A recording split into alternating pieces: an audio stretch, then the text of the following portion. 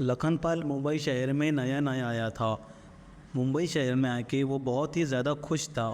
गांव में बहुत ही गरीबी होने के कारण वो शहर आ गया था।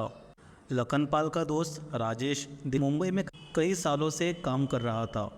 लखनपाल राजेश से कहता है, अरे वाह, ये मुंबई शहर तो गजब का शहर है। बिल्कुल हमारे गांव से उलट। कितने पैसे वाले लोग रहते हैं। मैं भी खूब पैसे कमाऊंगा यहाँ। हा हा हा हा हा हा। कमा लेना रोहन भैया, हम सब यहाँ पैसे ही तो कमाने आए हैं। तुम कल से ही कोई नौकरी ढूंढने लग जाओ। फिर राजेश के कहने पे लखनपाल नौकरी ढूंढने लगता है, लेकिन काफ़ी दिनों तक उसे नौकरी नहीं मिलती। इस बात पर लखनपाल दुखी हो जाता है। राजेश भैया, यहाँ तो मुझे कोई नौकरी ही नहीं मिल रही। लगता है मेरी किस्मत ही खराब है। अब तो मेरे पास गांव से लाए हुए पैसे भी खत्म होने पर है।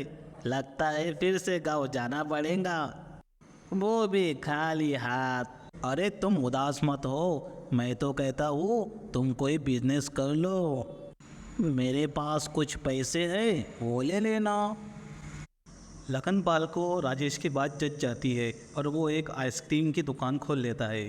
कुछ दिनों बाद उसका काम भी चल जाता है। लखनपाल बहुत खुश होता है, लेकिन एक दिन एक बूढ़ी औरत उसके पास आती है। बच्चा, बहुत दिनों से भूखी हूँ, कुछ खाने को मिल जाएगा तो तेरा भला हो जाएगा। भूख के मारे ही मर जाऊंगी। लखनपाल दया के कारण उस बूढ़ी औरत को एक आइसक्रीम निकाल कर दे देता है। बुढ़िया आइसक्रीम लेकर वहाँ से चली जाती है और थोड़ी दूर जाने पर वो एक चुड़ैल में तब्दील हो जाती है। आज मैं भी ये आइसक्रीम खाऊंगी, मज़ा आ जाएगा। मेरी सारी चुड़ैल सहेलियाँ बहुत तारीफ करती है आइसक्रीम की। ऐसा कह के चुड़ैल आइसक्रीम खाने लगती है। इसी तरह वो चुड़ैल बूढ़ी औरत बनकर लखनपाल के पास जाती है। लेकिन एक रात, अरे मुझे इतना मन क्यों कर रहा है आइसक्रीम खाने का। चलो चल कर देखती हूँ, शायद कोई आइसक्रीम वाला मिल जाए। ऐसा कह के चुड़ैल रोहन की ठेली पर जाती है और उसमें से आइसक्रीम निकाल कर खा जाती है। अगली सुबह लखनपाल वहाँ आता है तो आइसक्रीम के खाली पैक देखता है। अरे ये आइसक्रीम किसने खा लिया।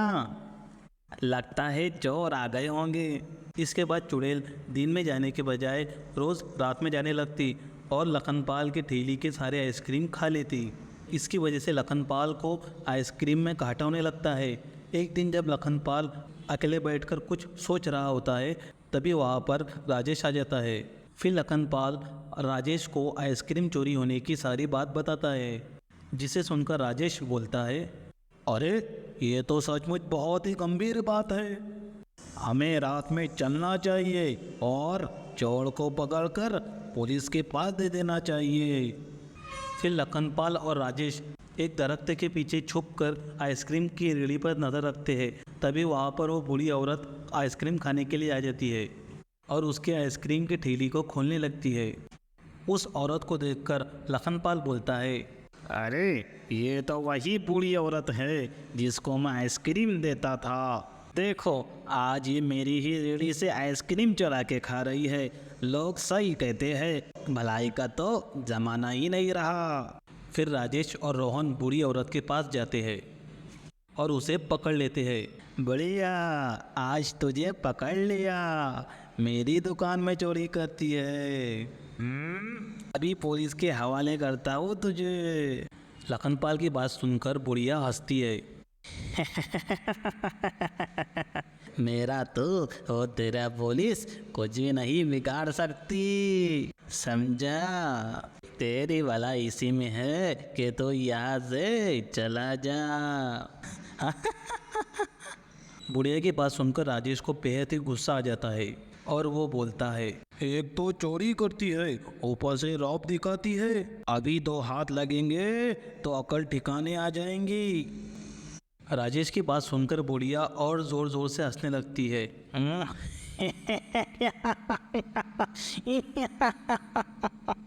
मेरी अकल नहीं, अकल तो तुम दोनों की ठिकाने आ जाएंगी जब तुम मेरा असली रूप देखोगे। ऐसा कह के बुढ़िया चुड़ैल के रूप में आ जाती है। चुड़ैल को देख के लखनपाल और राजेश दोनों वहाँ से भागने लगते हैं। राजेश लखनपाल से कहता है, अबे लखनपाल के बच्चे, तुझे यही चुड़ैल मिली थी पंगा लेने के लिए। मैंने गलती की जो तेरे साथ यहाँ आया। आज से मेरी तौबा, अरे मेरी क्या, मेरे बाप की तौबा, जो तेरे मामले में कभी पड़ा। तभी चुड़ैल उनके सामने आके खड़ी हो जाती है और बोलती है, तुम लोग क्या सोच रहे हो, मुझसे बच के भाग सकोगे? ऐसा नहीं हो सकता। ये सुनकर लखनपाल चुड़ैल से बोलता है, चुड़ैल जी, आपको आइसक्रीम खानी है ना, आप जितनी चाहे उतनी आइसक्रीम खा लो, लेकिन हम दोनों को जाने दो। आपका जब भी मन हो आप मेरी ठेली पे आके आइसक्रीम खा लेना, मैं आपको कुछ भी नहीं कहूँगा, लेकिन अभी तो हमें जाने दो। लखनपाल के कहने पर ना जाने क्यों चुड़ैल को दया आ जाती है और वो बोलती है,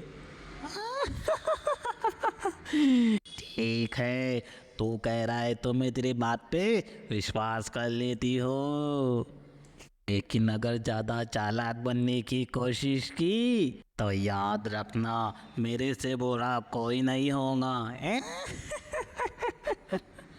ऐसा कह के चुड़ैल वहाँ से चली जाती है और आगे फिर से वही कहानी शुरू हो जाती है।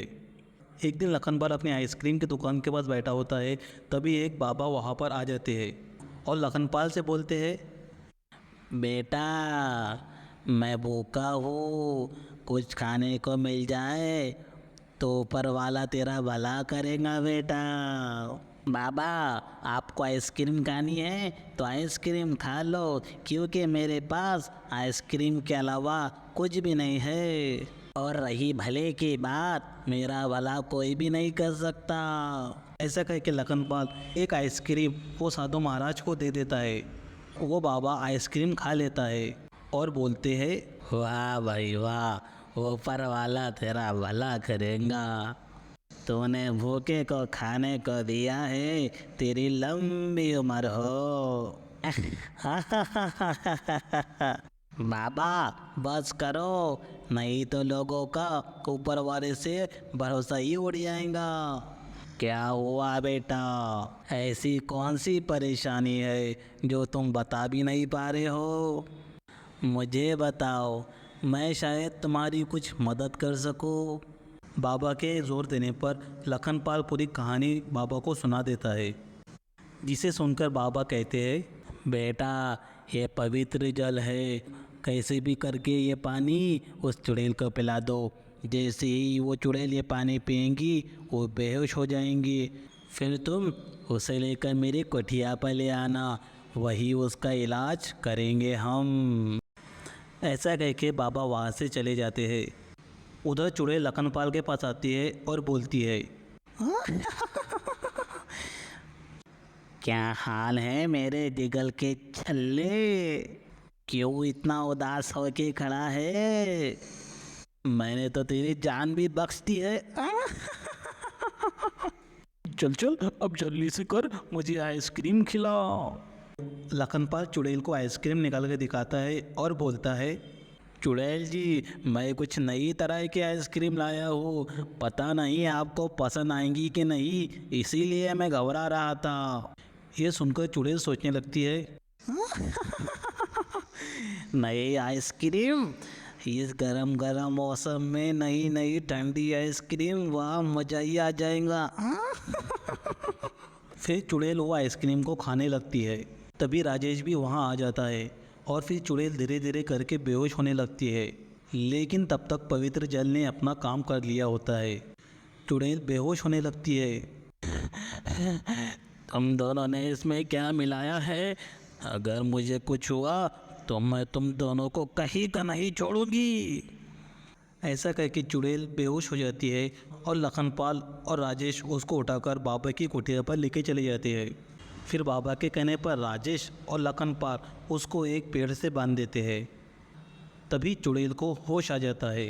फिर चुड़ैल के होश आने पे चुड़ैल बोलती है, तुम दोनों की इतनी हिम्मत जो तुम मुझे बांधो, जल्दी से मुझे खोल दो, वरना मैं तुम दोनों को पूरा खोल डालूंगी, समझे? हा हा हा हा हा हा हा हा।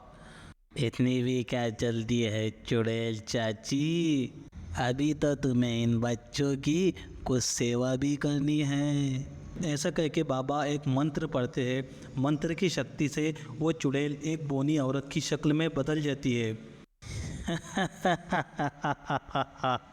आज से तू दुकान पर काम करेंगी और आइसक्रीम डिलीवरी करेंगी। नहीं नहीं बाबा, ऐसा मत करो, इसे जाने दो। तुम चिंता मत करो बेटा, ऊपर वाली की कृपा से इसकी सज़ा पूरी होने के बाद ये चुड़ैल यहाँ से चली जाएंगी।